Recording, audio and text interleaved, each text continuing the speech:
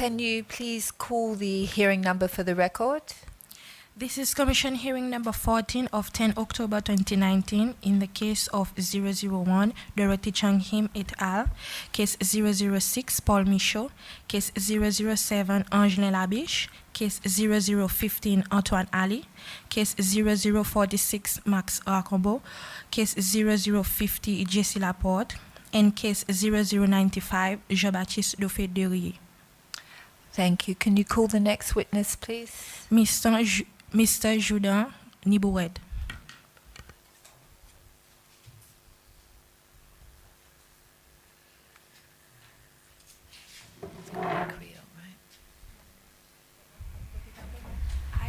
I, Jourdan Nibourette, swear to tell the truth, the whole truth, nothing but the truth, so help me God.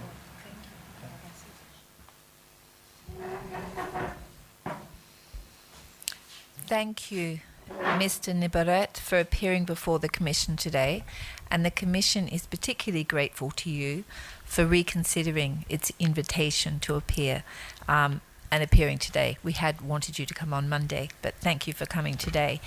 We have called you in relation to case 007 of Patrick Labiche, because he gave evidence to us that he was imprisoned in a 4x4 jail structure at the army camp Lake Exil, and this allegation has been refuted by his superior at the time, who claims there were no such structures for the imprisonment of people. And in response, Mr. Labiche identified you as one of a number of people that could corroborate his evidence, claiming that you had also been imprisoned. I guess you want to translate, yeah? Bonjour, Monsieur Nibourette. Commission que you ici aujourd'hui pour venir donner l'évidence avec cas Angelin Labiche qui gagne de prison et par les faits qui ont monté, nous avons gagné un statement from Pau. Monsieur Labiche, avant de répondre, c'est un petit amendement. Ça m'a dit prison, il peut dire banti chose, casso, 3x3, 4x4. Ne pas connaître un homme, mais Angelin dit que c'est un petit, mais d'autres là d'un fait, mais l'exil. Oui, mon petit l'exil.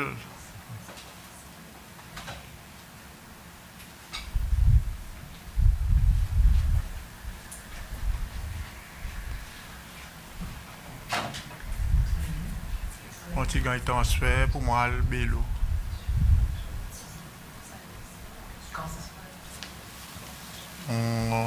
Et puis dans les 15 mars, voilà. Mars, février, voilà. 87, 1987.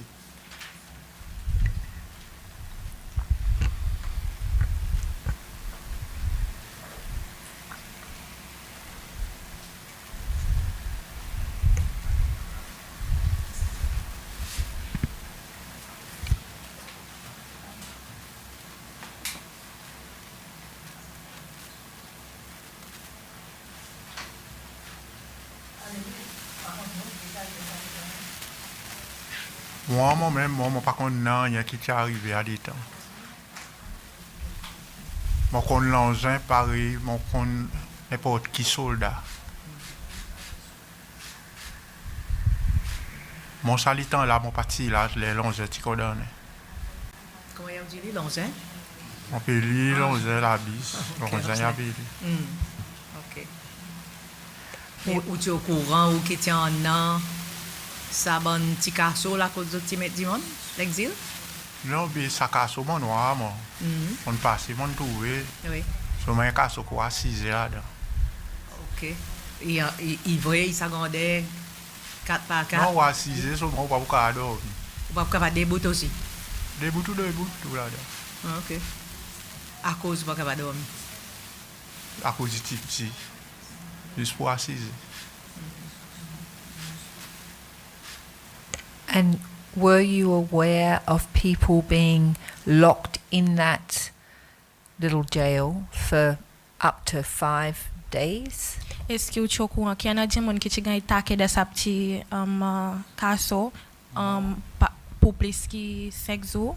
Moi, mon parti là, mon pas connaît. So you were never locked in that jail yourself? Ça veut dire ou pas nécessairement mais gars mettre dans Ça, sa même quand il mettait dans l'exil.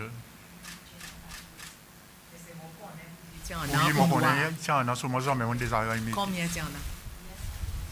Pas qu'on est encore, c'est pas toi.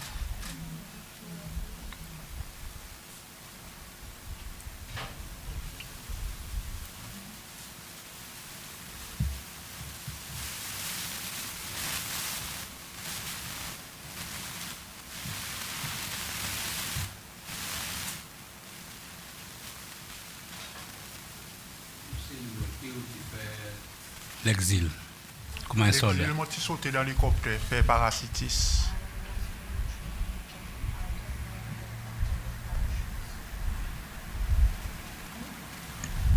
Monsieur Nibourette, bonjour. Juste pour confirmer, ou dit ou courant sur na sabanticaso. Oui, Mais seulement ou pas connaître on aucun démon qui dit ça gagne là-dedans. Non. Moi pas passer là-bas, moi pas passer là-bas. OK. Moi comme on fini, les mon sorti sauter dans parasite, dans l'hélicoptère. On vient de mon travail et puis mon sorti mal mon passe. Pour l'explication que nous gagnons avant, il y en a l'exil contre la case M. René Tété.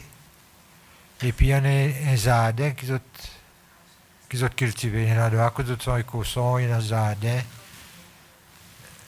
Non. Non? L'exil, moi connais, tu en sous avec Crisson. Oui, mais tu n'as pas un autre endroit que tu fais un jardin. N'a pas jardin, c'est pour des, si je veux des faire pour des lots femmes en bas. Ça même justement, ça que tu appelles femme. Femmes, yes. Pour exemple, ça bonne casse, tu comptes l'exil ou bien tu comptes femme? Femme en bas. Ok. Côté tu étais sa femme là La exactement. femme en bas, sans souci en bas, dans son dragon en bas. Pour l'eau d'homme par là, l'eau d'homme là.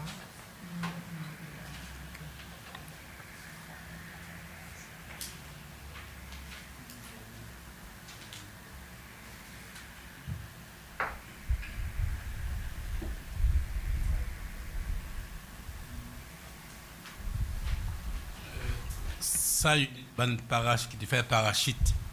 Côté tu basé? Oui, ou descendre l'eau la corde. Dans combien de temps à peu près? À peu près 12, nous. Un 12 autres. Ça, c'est un spécial unit, ça? Oui, ça nous dit une chose, spécial unit, comme si nous faisons ça, comme si, pour commando ça. Et côté tu basé? Basé l'exil. L'exil même? Oui, l'exil. Ok. Lequel qui était en saz? Allez, avec Bob. Hein? Bob. Bob. Ou pas contre son nom entier? Bob. Bob. Mercenaire, oui, ancien mercenaire, oui.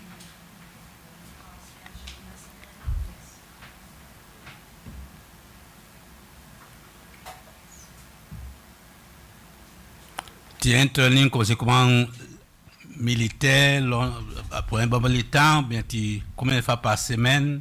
Vous imaginez un peu comme si? Non, nous trading, là, nous sortis l'eau passe, nous faisons trading. Paris, dans nous, on passe tous les 3 jours, sur les 2 jours, nous montons l'eau passe, nous faisons trading.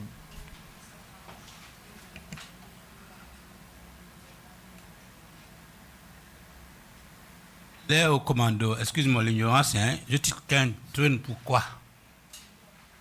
Par contre, nous traînons pour défendre nos pays.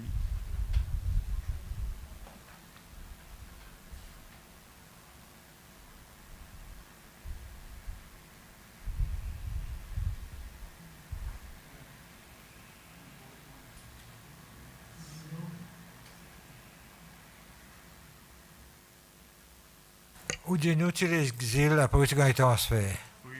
Là où tu as été transféré, côté où tu es allé? On tient le bélo. Bello. Oui.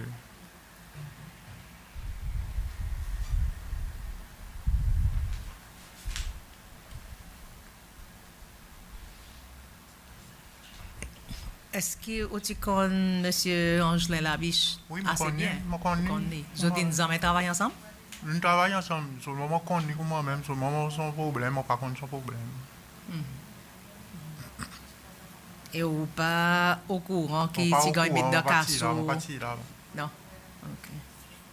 Vous déjà travaillé grand police? Moi, non. Non.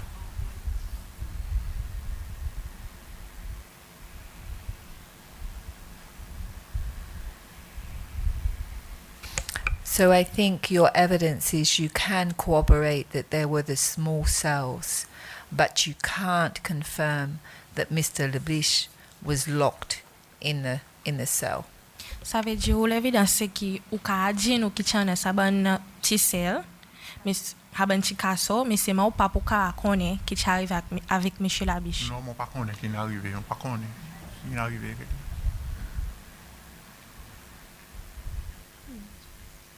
Ça, le temps avec ça, 12 commandos. M. Angelette, il y a un dans ça, 12 commandos, non? Pardon? Là, il y a à peu près 12 commandos qui te peuvent gagner train.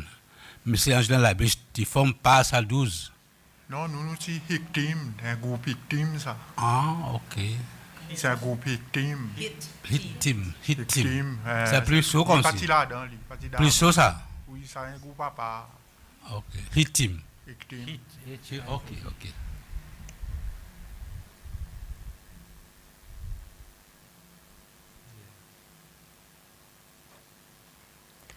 Oh, thank you very much for coming and giving us what evidence you could give us. We really appreciate you coming voluntarily. Thanks again.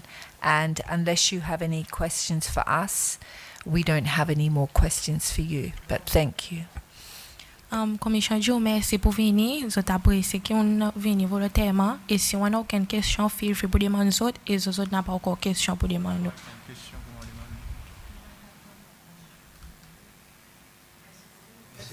Merci. Thank you. Bye bye.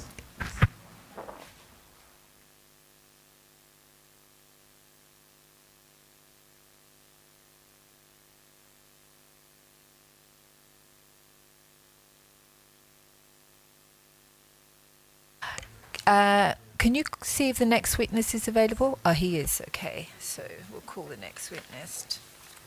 Okay. Yeah, obviously. But as I say,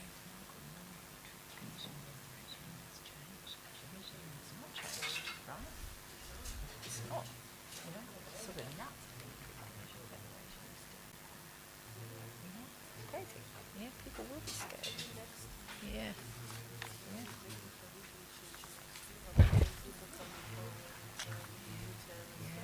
Yeah, maybe. There's no guarantees, right? There's no guarantees, right? Okay. So call the next witness, please. Mr. Michaud. Mr. Michaud. Let me find out where I am. I, Paul Michaud, Swear to tell the truth. swear to tell the truth, The whole truth. the whole truth, Nothing but the truth. nothing but the truth. So help me God. Thank you, Mr. Michaud, for coming back. Welcome back. We've been doing some investigating. I know you've been doing some investigating because you've provided us with a lot more information since your last hearing. We were lucky enough to get the file, the acquisition of land file in relation to your property from Patrick Leblache. And that showed some very interesting features, which Mr. Green spent so much time going through this file. If you would like, he can present to you what we have found. That will be fine. Yep. Okay. So I'm going to hand to him because he did all the work on this one.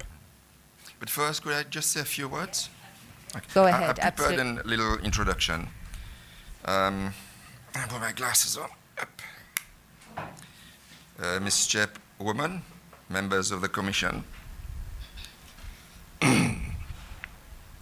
and the public in general. Miss Chairwoman, please let me have a few minutes to do our introductory remarks. Thank you. The objectives of the Truth, National Reconciliation and Unity Commission are clear to all. To us, the victims, the perpetrators, and the people of Seychelles.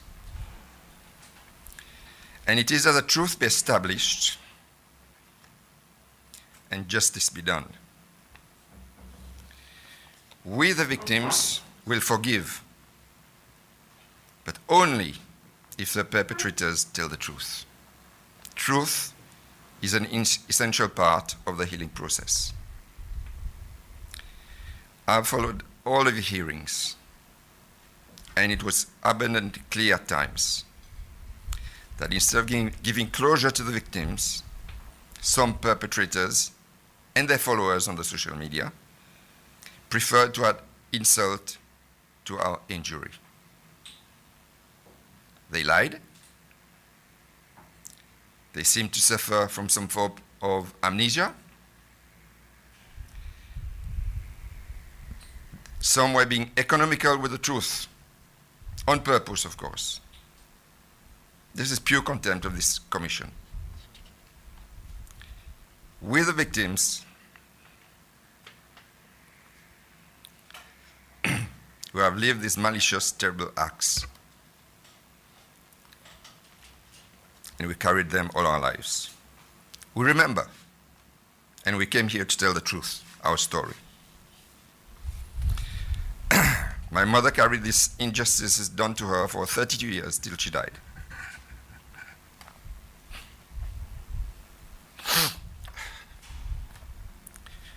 She reminded us all these years what had happened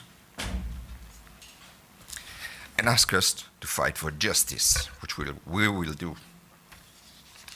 I carried the trauma of my attempted kidnap for 35 years. I remember it as if it was yesterday. I don't remember the number of the car, but I remember it had 3 digits. I remembered the shape of the car and all. I remembered the person who saved my life when he lit his cigarette, on purpose or by mistake.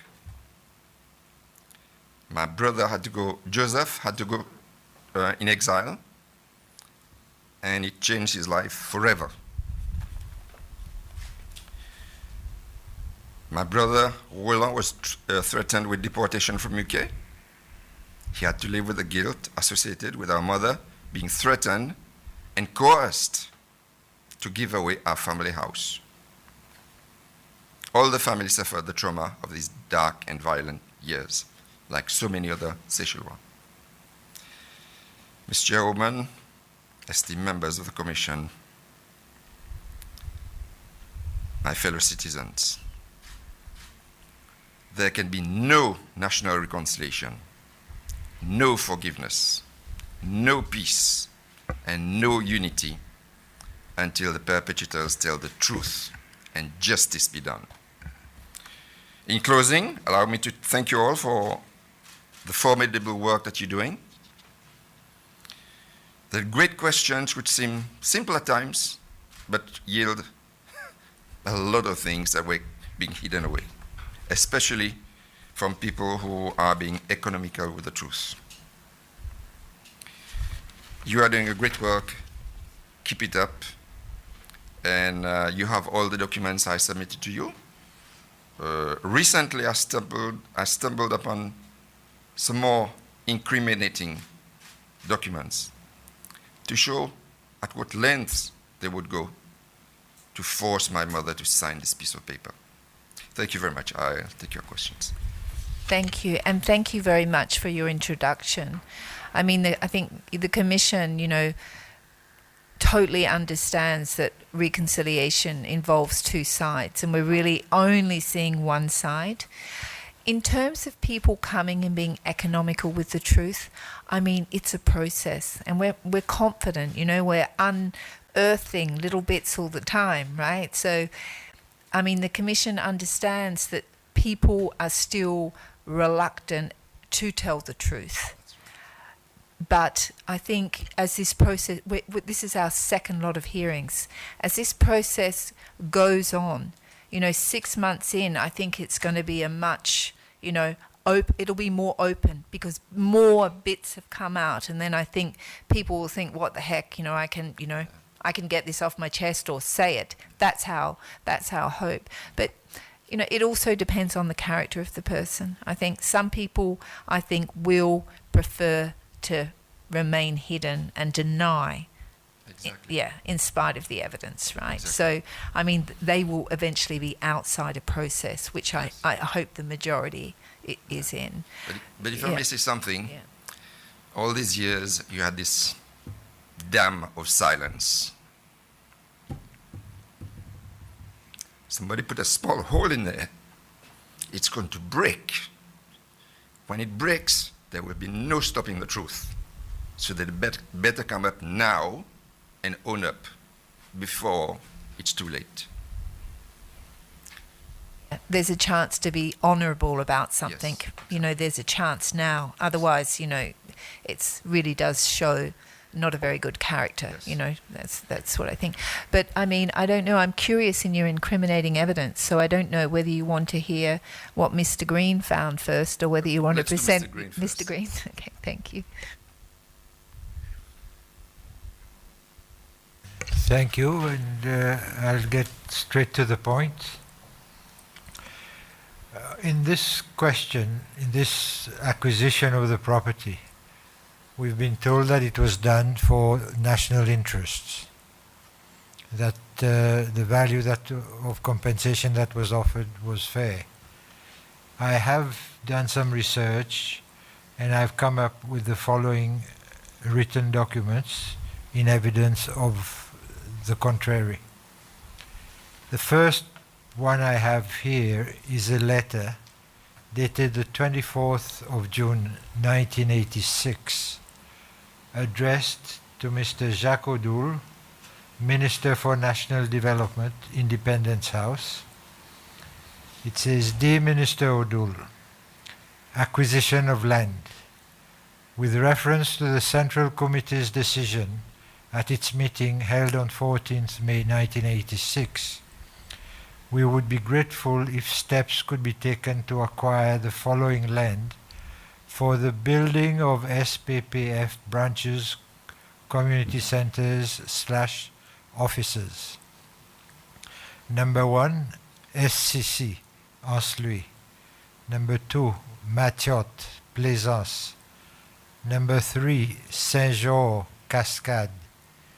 Number 4, RC Mission, La Rosière. Number 5, Dauban or Daniel Michaud, Montfleury. Number 6, Jourdan, Takamaka. Number 7, Michaud, Glacis. Your Principal Secretary can liaise directly with the Principal Coordinator for further details. Thank you for your cooperation. Yours sincerely, J.A. Michel, Deputy Secretary General. This is on Seychelles People's Progressive Front headed letter.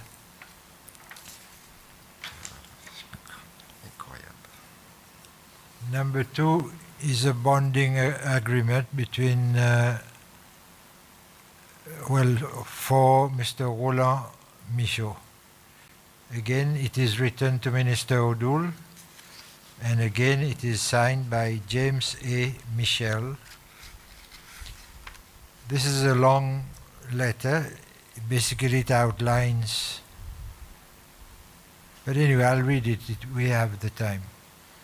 This is reference bonding agreement, Mr. Roland Michaud. It says, Dear Jacques, Mr. Michaud was granted a government scholarship to study medicine in UK from September 1979 to July 1984. He was granted permission to remain in UK for a further 2.5 years as he wished to obtain his FRCS before returning to Seychelles to work.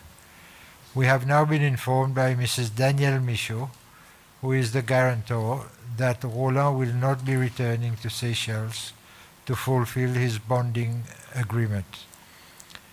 Mrs. Michaud has undertaken to repay the cost of training by monthly installments of 1,500 rupees. The total cost of Roland's training was 19,018 pounds sterling, converted to 181,051 Seychelles rupees. This means that it will take 10 years for repayment to be completed, and this is not considered acceptable and not recommended. At present, it is all too easy for students not returning from overseas training to offer to repay the training cost by small monthly installments. In cases where guarantors do not own any assets, we have no alternative. I feel, however, that where the guarantors own assets, perhaps we should exercise the necessary pressure and seize their assets. Mrs. Danielle Michaud owns several properties, and she informed the ministry informally, in brackets, that PS, again brackets, land planning and management, has mentioned that government wishes to buy her house and property at Montfleury, which is valued at approximately 180,000 rupees. She proposes to use the money obtained from the sale to build on the glassy property. Perhaps through your ministry, the government should consider acquiring the said property as payment for the cost of training of Mr. Roland Michaud. Whilst the bonding agreement does not provide for mortgaging of property, it does stipulate that, here open inverted commas, the expenses shall be repaid within such time. The two words such time are underlined. And in such manner, again the two words such manner are underlined, as the government, again the government is underlined, may direct, close commas. Grateful for your advice and or necessary attention to above. This is the second document. Hallelujah.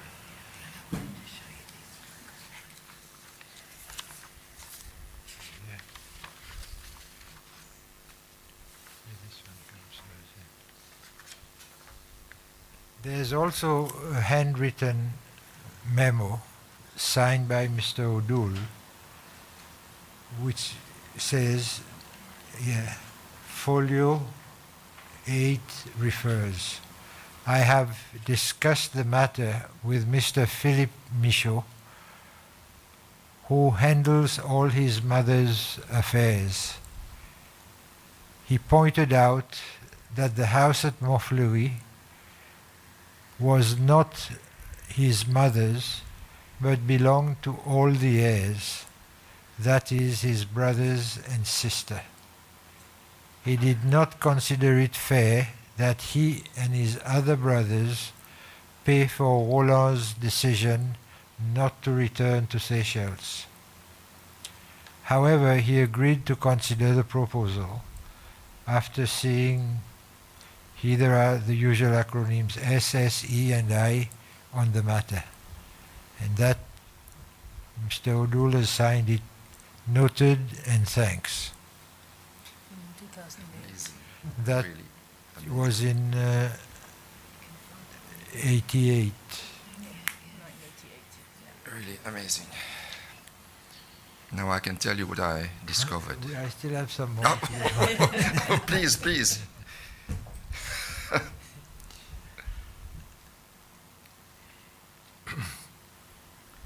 It says here, it's not, this is not the one I want. There is a Land Acquisition Act. I, Jacques O'Doul, Minister for National Development, hereby certify, in consideration of Section 4 of the Land Acquisition Act 1977, and in terms of Section 10 brackets 1 of that Act, that it is in the national interest that the land parcel V5288, situated at Montfleury, Mahe, Seychelles, be acquired on behalf of the Republic. Dated 15th July 1988. There's a memo from the file. Acquisition of parcel V5288, Montfleury. 1. Description of the property. Please see folio brackets 2/3 brackets. 2. Valuation of parcel V5288 under the Land Acquisition Act. Date of acquisition 15th July 1988. A. Land. Extent of site 2,043 square meters. Income from land nil. Value of land nil. B. Buildings. Current use value 198 square meters house at 400 rupees per square meter, 79,200 rupees. 2. Two garages, nominal value 5,000 rupees. 3. Stores, 115 square meters at 100 rupees per square meter, 11,500 rupees. 4. Car ramp, 2,000 rupees. Total 97,700 rupees. Total compensation payable 100,000 rupees. It's signed by K. Paranjoti, Land Officer, 4th November 1988.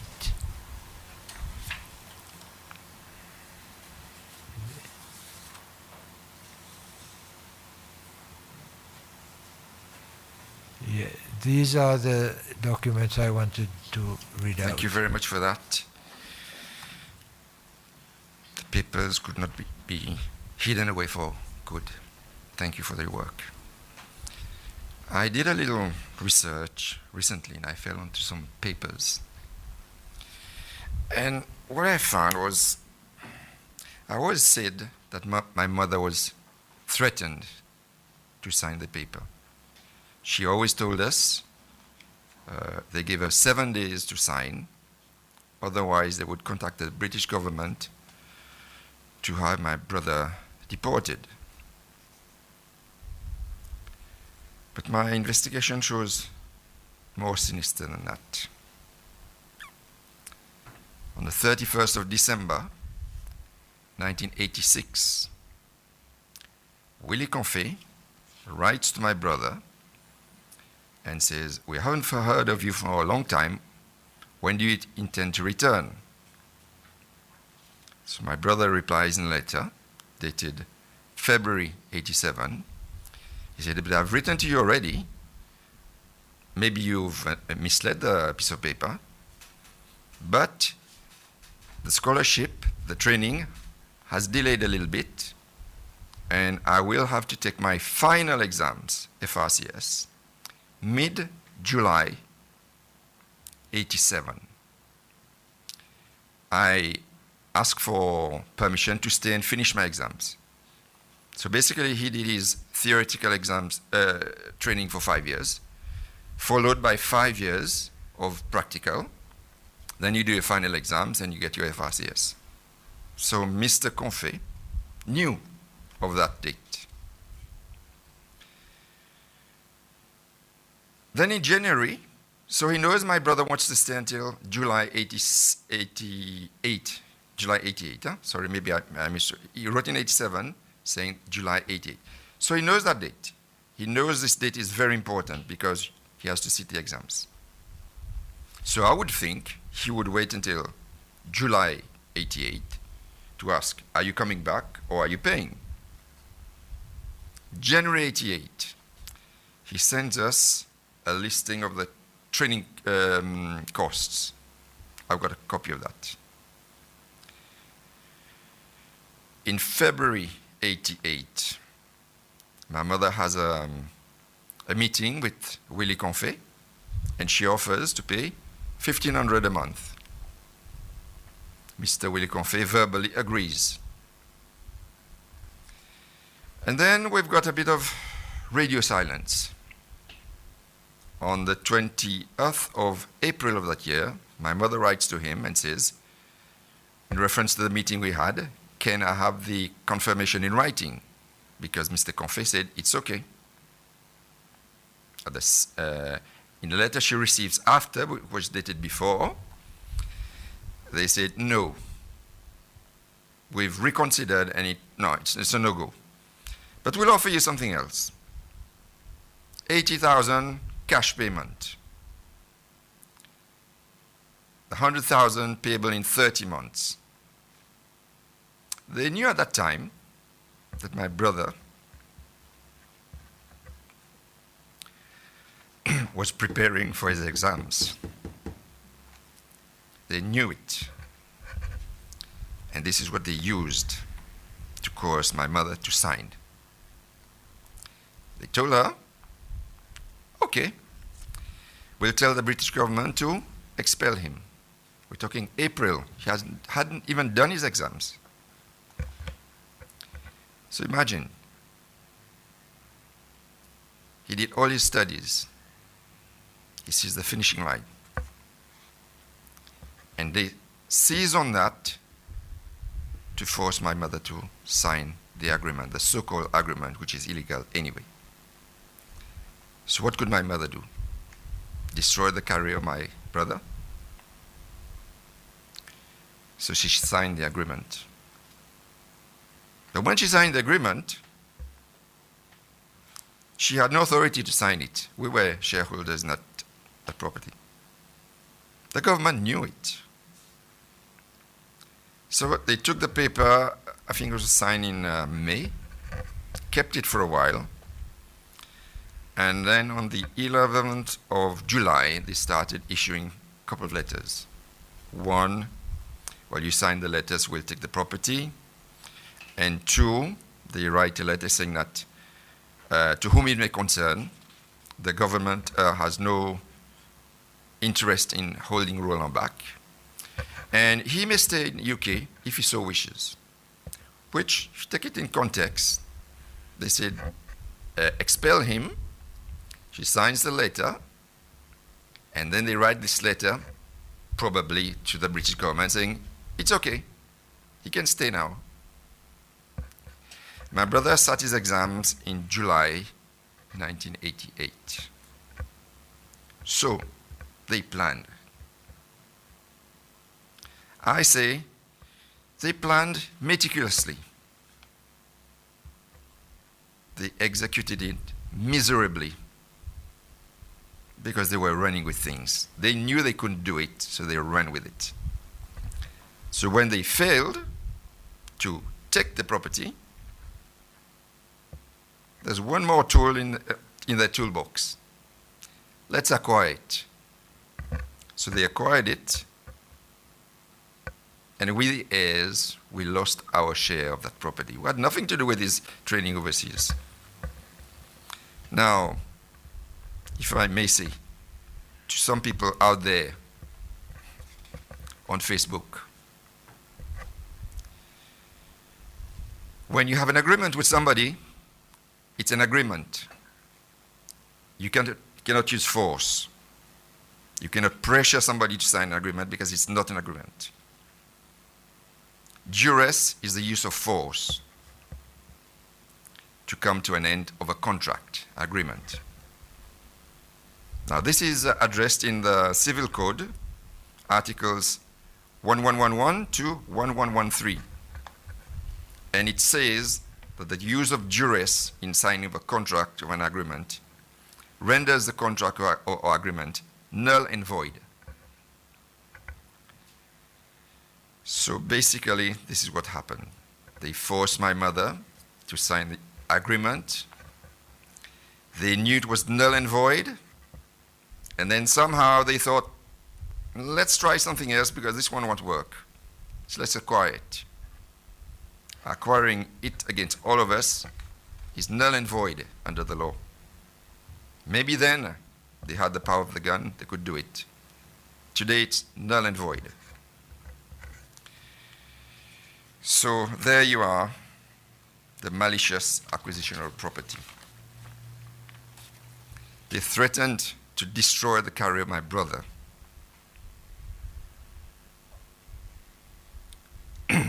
Interfering in the months leading to him sitting his final exams. They used that knowingly and piled on threats to my mother to sign. What a bunch of rogues. They should be ashamed of themselves today. They should come down to this commission, tell the truth, ask for forgiveness. We had 2 witnesses come before this commission. Mrs. Bailey, she lied from the get-go. I wrote to the commission about that. I'll just pick a few points from there. I won't go through all of it. She said she was friendly with my mother. Mary's how you lie. After what you did to her, she would be friendly with you? Why did you run away every time you saw her in the street? Mr. Confé, she saw in a shop one day. I was there. She gave you a verbal roasting in front of everybody.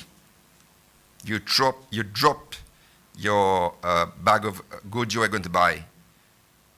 You were so ashamed, you ran from the shop like a little boy caught with his hands in the cookie jar. The agreement that she refers to is null and void. She knew what she had done. But she needs to come over here to tell the commission why she did it. She needs to say why she lied. My mother passed away. She never forgave them. She always told us, ils ont volé notre propriété. Mrs. Bailey, in your testimony, you said, I quote, Madame Michaud had a lot of small children. Maybe that's why she didn't have money she couldn't pay. I remind you, Madame Bailey, my sister was 21. I was 24. My brother Joe was 28. My brother William was 30. And my brother Philip was 33. Small children? I'll stop here. I could go on for hours. But she lied. And now I'll turn to Mr. Pat Lablache. He was economical with the truth. He gave you the file. He had the file. He saw everything in the file. But he came before this commission with 2 letters. Madame Michaud signed the agreement. Madame Michaud did this. And he kept the vital piece of information in his pocket. He knew. He read the file. He knew.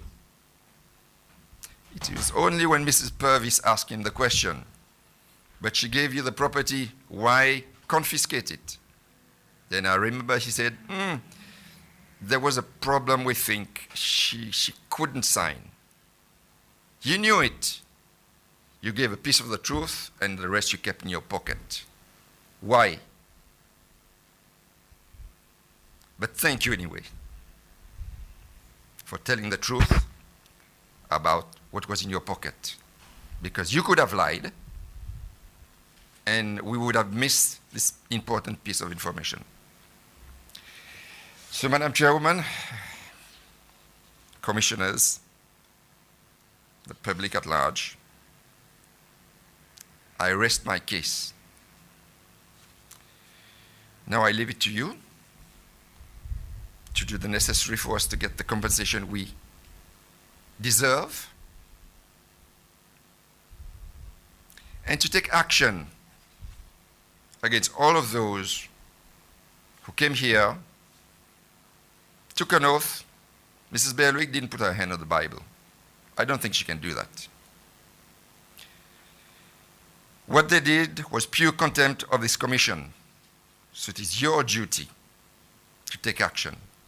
If you don't, others will follow the steps and come and lie to you, waste your time, and prolong the agony. Thank you very much. I rest my case. Thank you very much, and thank you for providing that additional information. I mean, with Mr. Leblanche, he's the first person to have given us really a file, a complete file. So I'm very grateful to him for that. It's so difficult to get files, and it was only because he gave us the file. And I suppose, I just, he gave us the file, and I also think that he's dealt with so many cases, and we're asking him so many questions. So maybe he didn't fully appreciate that. That's what I sort of think. Yeah. I'm not 100% sure, but I have a sense that he's been very helpful to us. The truth will come out. The truth will come out. The commission is in a way watching, right, before it takes any action, right? It's watching, it's making sure if it's going to pursue someone for contempt, that is going to be a very clear cut, right? We don't want to risk using an enforcement power and then ending up not being able to really establish. So we want to be careful, and we also want to show how we're responsible and we respect those powers, Yes. right? But we're not stupid. We might appear stupid sometimes, but we're actually not, right? We're Yes. being calm about You have to. calm about things. Yes. But I might turn over to my colleagues thing.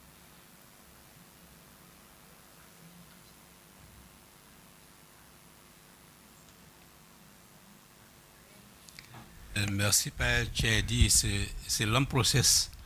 So, pour continuer à investiguer, à cause de la caisse n'est pas fini, l'aide est bonne venir, besoin continuer jusqu'à la vérité sortie. Oui.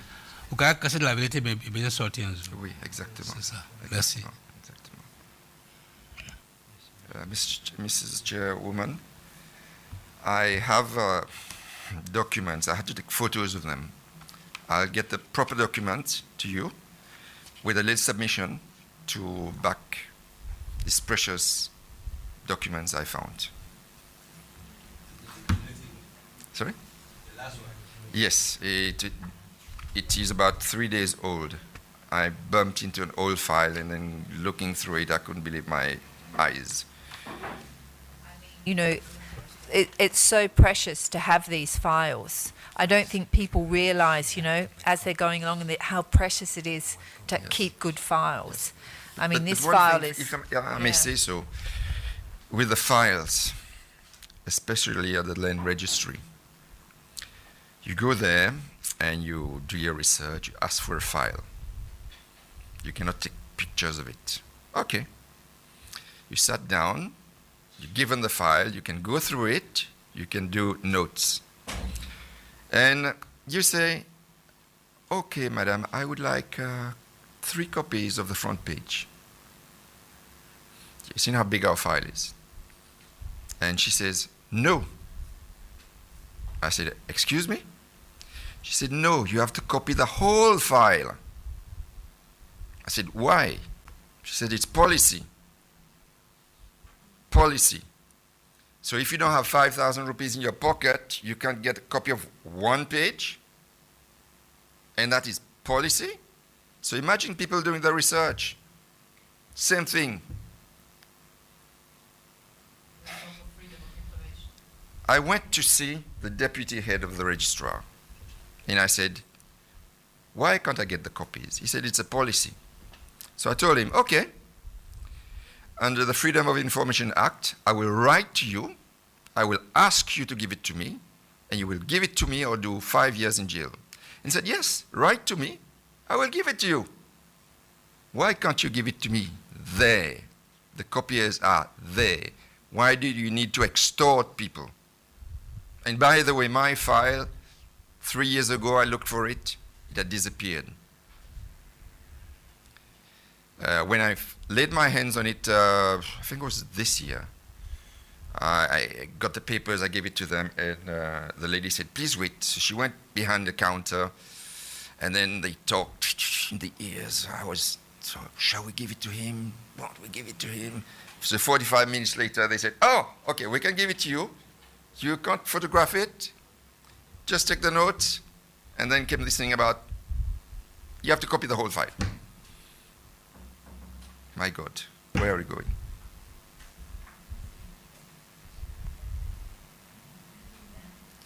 I think John Richardson, the Information Commissioner, should be alerted to those sorts of practices. Yeah, it's because it's preventing people from accessing information they're entitled to. exactly.